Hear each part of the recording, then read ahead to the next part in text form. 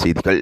சரிகமபா நிகழ்ச்சியில் திணறிய நடுவர்கள், நடந்தது என்ன என்று லைவ் தமிழ் செய்திகள் ஆராய்கின்றது. சரிகமபாவில் தற்பொழுது ஒன் டவுன் ஆரம்பமாகி வெற்றி நடை போட்டுக் கொண்டிருக்கின்றது.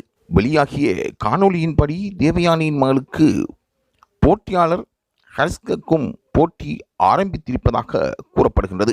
பல்வேறு திறமையான போட்டியாளர்களாக சரிகமபா மேடையில் பாடி வருகின்றார்கள். வரலாற்று ரீதியாக பல போட்டியாளர்கள் சரிகமபா மேடையில் பாடி வெற்றி பெற்று தற்பொழுது பின்னணி பாடகர்களாக உலா வந்து கொண்டிருக்கின்றார்கள். ஒன் டவுன் நடைபெற்று தற்பொழுது மக்களுக்கு மத்தியில் திகிலான ஒரு போட்டித்தன்மையை உருவாக்கியிருக்கின்றது. பல போட்டியாளர்கள் ஒருவருடன் ஒருவர் போட்டி போட்டு பாடுகின்றார்கள். அந்த அளவுக்கு சரிகமபா நிகழ்ச்சியானது வெற்றி நடை போட்டுக் கொண்டிருக்கின்றது.